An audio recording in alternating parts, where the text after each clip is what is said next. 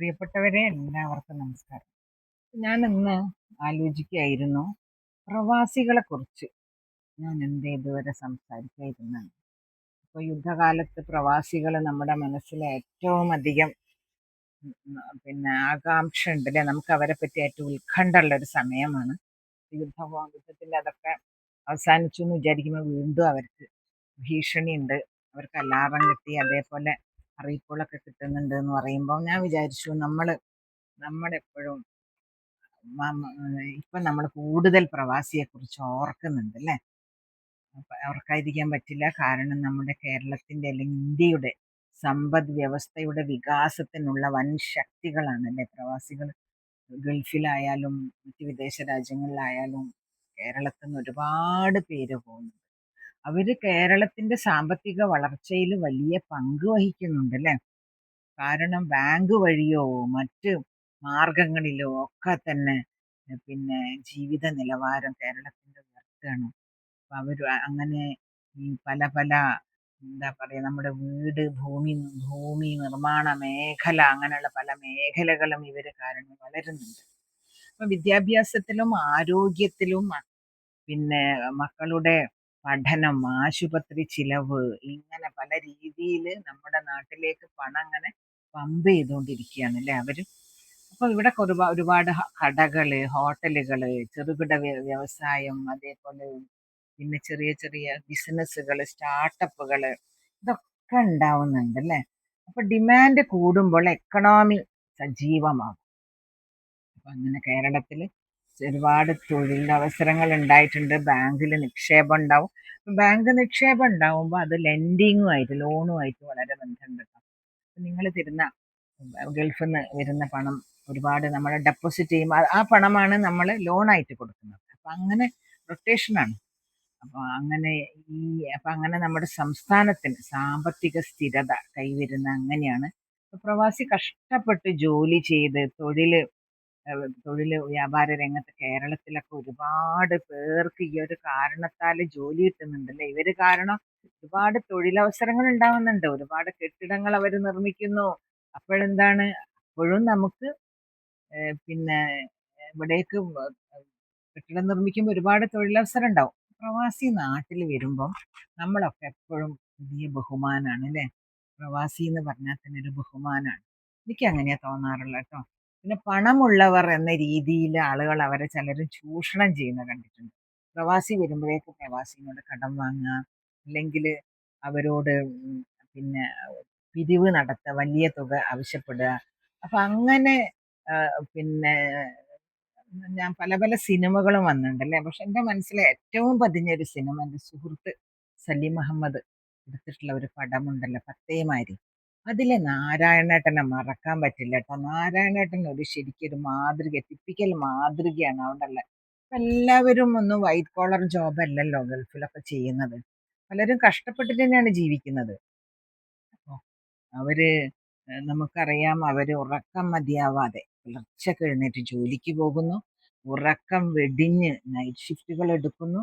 12 മണിക്കൂർ 16 മണിക്കൂറൊക്കെ ജോലി ചെയ്യുന്ന ആളുകളുണ്ട് കേട്ടോ കുടുംബത്തിന് വേണ്ടി. അപ്പൊ നമ്മളൊക്കെ 10 മുതൽ 5 വരെ ജോലി ചെയ്തിട്ട് തന്നെ അയ്യോ ഞങ്ങൾക്ക് വയ്യ പറയുന്നവരുണ്ട്. പക്ഷെ അവര് അങ്ങനെയല്ല, ഒരുപാട് സമയം കൂടുതൽ ജോലി ചെയ്യുന്നുണ്ട്.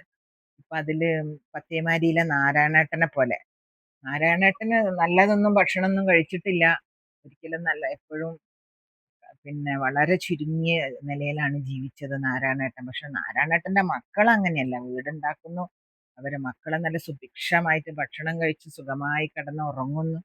അങ്ങനെ. പക്ഷെ നാരായണേട്ടന് ഉറക്കമൊന്നുമില്ല, എല്ലാതരം ജോലി നാരായണേട്ടൻ ചെയ്യും. അതുപോലുള്ള നാരായണേട്ടന്മാർ ഒരുപാടുണ്ട് കേട്ടോ സുഹൃത്തുക്കളെ ദുബായിലൊക്കെ.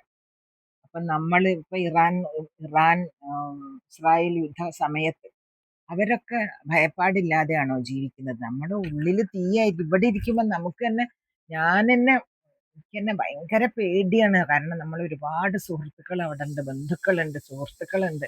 അവരുടെയൊക്കെ സുസ്ഥിതി ആലോചിച്ചിട്ട് നമ്മളിവിടെ നീറി നീറി ജീവിക്കും. രാത്രിയൊക്കെ ഉറങ്ങാൻ പറ്റില്ല വിചാരിച്ച് കുറച്ച് അവസാനിച്ചാന്ന് വിചാരിച്ചായിരുന്നു. ഇപ്പൊ ഇതാ വീണ്ടും അവർക്ക് അലേർട്ട് വന്നിട്ടുണ്ട്.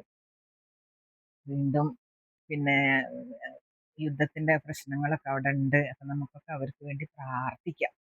അപ്പൊ അവര് പക്ഷെ ഭയപ്പെട്ട് ഓടിയിട്ടില്ല കേട്ടോ. അവര് അവിടെ ഞങ്ങളെ ഷെയ്ഖ് ഞങ്ങളെ രക്ഷിക്കും എന്നുള്ള ധൈര്യത്തിൽ അവര് അവിടെ നിൽക്കുകയാണ്. അയ്യോ, നാട്ടിലേക്ക് വന്നൂടെ ചോദിക്കുമ്പോൾ അവർക്ക് ഒരുപാട് സുഹൃത്തുക്കളുണ്ട്. അപ്പൊ അവര് പറയും അപ്പൊ ഞാൻ എൻ്റെ ഫ്രണ്ട്സ് അവിടെ ഉണ്ട്, ബിനു, അതേപോലെ സന്ധ്യ ചാനലിലുള്ള, അപ്പൊ അറേബ്യൻ ചാനൽ. അപ്പൊ അവരോട് ഞാൻ പറയും അയ്യോ നാട്ടിലേക്ക് വന്നൂടെ. അപ്പൊ അവര് പറയും എങ്ങോട്ട് വരാനാണ്, ഞങ്ങൾ അവിടെ വന്നിട്ട് എന്ത് ചെയ്യാനാ, ഞങ്ങളുടെ മണ്ണ് ഇവിടെയാണ്, അവരുടെ ലൈഫ് അവിടെയാണ്, ഞങ്ങൾ എങ്ങോട്ട് ഓടിപ്പോവാന്, ബാക്കിയുള്ളവരൊക്കെ ഇവിടെ തന്നെയല്ലേ ഉള്ളത് ചോദിക്കും. അപ്പൊ അങ്ങനെ എല്ലാം സഹിച്ചിട്ട് അവര് ഭയവും ഒക്കെ ഭീതിയും എല്ലാം അടക്കി വെച്ച്, അവർക്ക് ഭയമുണ്ടെങ്കിലും അവരവിടെ തന്നെ കഴിയാണ്. കാരണം നമ്മുടെ നാട്ടിൽ വിഷുക്കാലത്ത് പടക്കം പൊട്ടുമ്പോൾ അവിടുന്ന് ഇവിടുന്നൊക്കെ മിസൈല് നിർവീര്യമാക്കുമ്പോൾ ഉണ്ടാവുന്ന ശബ്ദം ഇങ്ങനെ കേട്ട് ജീവിക്കുകയാണല്ലോ അവര്.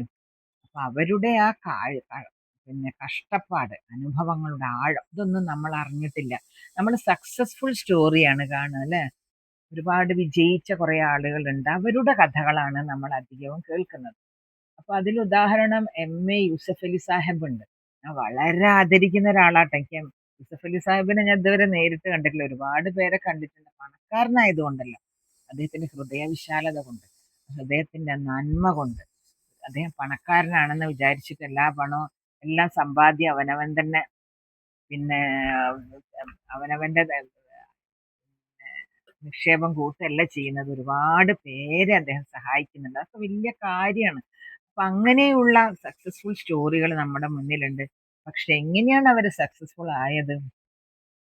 അദ്ദേഹം തന്റെ കഷ്ടപ്പാടിനെ പറ്റി അദ്ദേഹം പറയുന്നു. വളരെ കഷ്ടപ്പാടിൽ നിന്നും കഷ്ടപ്പെട്ട് അധ്വാനിച്ചിട്ടാണ് അദ്ദേഹം ഈ നിലയിൽ എത്തിയത്. അതൊക്കെ ഓരോ ഭാഗ്യാണ്. പിന്നെ അവിടുത്തെ പ്രവാസികളുടെ വീടുകളെ പറ്റി പറയാൻ വെച്ചു. നമ്മുടെ കേരളത്തിൽ തന്നെ ഒരു 12 ലക്ഷത്തോളം വീടുകൾ പൂട്ടിക്കിടക്കുക കേട്ടോ. എന്താ കാരണം? പ്രവാസി വീടുണ്ടാക്കിയിട്ട്, പക്ഷെ പ്രവാസിക്ക് അവിടെ താമസിക്കാൻ പറ്റുന്നില്ല. അയാള് അവിടെ അധ്വാനിച്ചുകൊണ്ടിരിക്കുകയാണ്, ഭാര്യയും ഭർത്താവും ഒക്കെ. അപ്പൊ അവർക്ക് കയറി താമസിക്കാൻ പറ്റുന്നില്ല. അവനവന്റെ വീട്ടിൽ താമസിക്കാൻ പറ്റാതെ അവിടെ വാടകയ്ക്ക് താമസിക്കുകയാണ് അവര്. അപ്പൊ ചിലപ്പോ അച്ഛനും അമ്മയും ഉണ്ടാവും. അച്ഛനും അമ്മയും മരിച്ചതിന് ശേഷം പിന്നെ ആ വീട് പൂട്ടിക്കിടക്കുകയാണ്. അങ്ങനെയുള്ള അവസ്ഥകള്. അപ്പൊ അതിന്റെ പിന്നില് പ്രവാസീന്റെ കണ്ണീരും വിയർപ്പുമാണ് ഉള്ളത് അല്ലെ. അപ്പൊ തിരിച്ചു വരണമെന്ന് അവർക്ക് എപ്പോഴും ആഗ്രഹം ഉണ്ടാവും, നാരായണേട്ടന്റെ മാതിരി. പക്ഷെ തിരിച്ചു വരണമെങ്കിൽ എന്താ, മകളുടെ വിദ്യാഭ്യാസം, മക്കളുടെ വിദ്യാഭ്യാസം, അമ്മയുടെ ചികിത്സയുടെ ചെലവ്, ഇതൊക്കെ ഓർക്കുമ്പോ അവർ അവിടെ തന്നെ നിൽക്കുമ്പോ നമ്മുടെ നാട്ടിൽ വന്നിട്ട് എന്ത് ചെയ്യാനാണ് വിചാരിക്കും.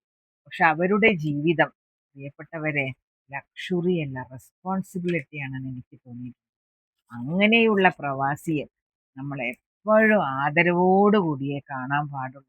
അവരെ സ്നേഹിക്കുക, ആദരിക്കുക, അവരുടെ സംഭാവനകൾ വിലമതിക്കുക എന്ന് പറഞ്ഞുകൊണ്ട് എൻ്റെ വാക്കുകൾ അവസാനിപ്പിക്കുകയാണ്. പ്രിയപ്പെട്ടവരെ, എല്ലാവർക്കും നന്ദി, നമസ്കാരം. ഇനി അടുത്ത വീഡിയോയിൽ കാണാം കേട്ടോ.